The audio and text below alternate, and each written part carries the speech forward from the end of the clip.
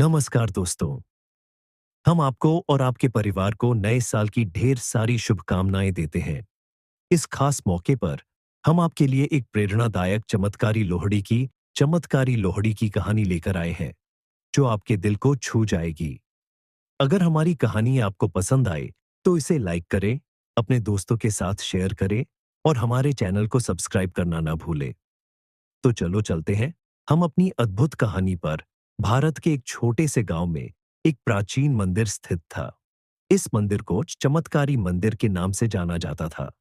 कहा जाता था कि यहाँ आने वाले हर भक्त की मनोकामना पूर्ण होती थी।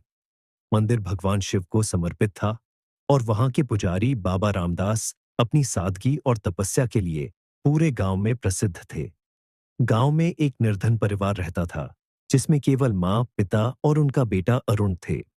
अरुण बहुत ही बुद्धिमान और मेहनती लड़का था, लेकिन गरीबी ने उसके सपनों को कुचल रखा था। उसके पिता बीमार थे और उसकी माँ दिन रात दूसरों के घरों में काम करके घर चलाती थी। अरुण को विश्वास था कि भगवान उसकी प्रार्थनाओं का उत्तर देंगे। चमत्कारी मंदिर का रहस्य। गांव के बुजुर्गों के अनुसार यह मंदिर सैकड़ों साल पुराना था। यहाँ एक शिवलिंग स्थापित था, जो अपने आप प्रकट हुआ था।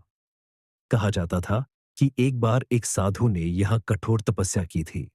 उनकी तपस्या से प्रसन्न होकर भगवान शिव ने इस स्थान को पवित्र कर दिया था। तभी से यह मंदिर लोगों की आस्था का केंद्र बन गया। अरुण को भी इस मंदिर की कहानियां सुनाई गई थीं।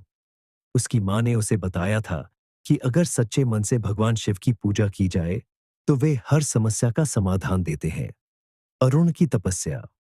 एक दिन अरुण ने फैसला किया कि वह भगवान शिव से अपने परिवार की गरीबी दूर करने के लिए प्रार्थना करेगा। वह रोज सुबह मंदिर जाता और शिवलिंग पर जल चढ़ाकर प्रार्थना करता।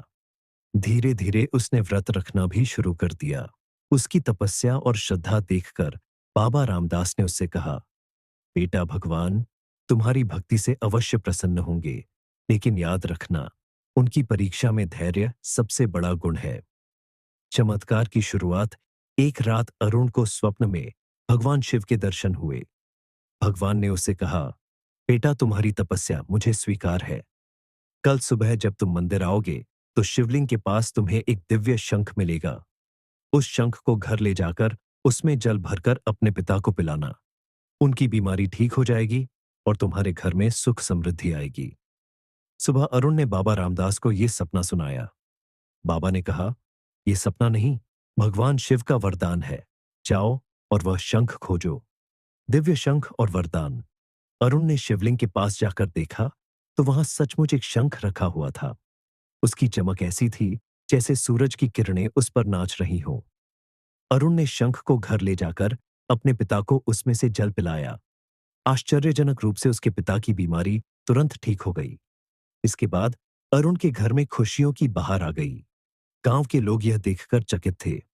बाबा रामदास ने सभी को समझाया कि यह भगवान शिव की कृपा है, जो अरुण की सच्ची भक्ति और तपस्या के कारण मिली है। गांव में बदलाव। इस घटना के बाद गांव के लोगों की भगवान शिव में आस्था और बढ़ गई। सभी ने मंदिर में नियमित पूजा पाठ शुरू कर दिया।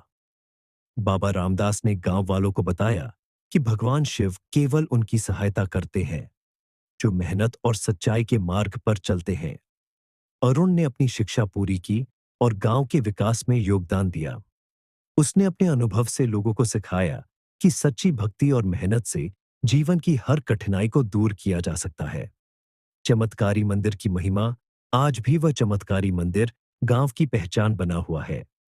हर साल वहां मेला लगता है और दूर दूर से लोग अपनी मनोकामनाएं लेकर वहां आते हैं। बाबा रामदास के उपदेश और अरुण की कहानी लोगों को यह सिखाती है कि भगवान केवल उन्हीं की मदद करते हैं, जो सच्चे मन से उनकी शरण में आते हैं।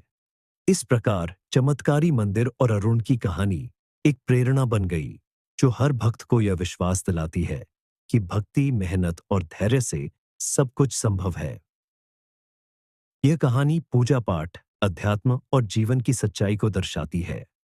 उम्मीद है यह आपको पसंद आई होगी।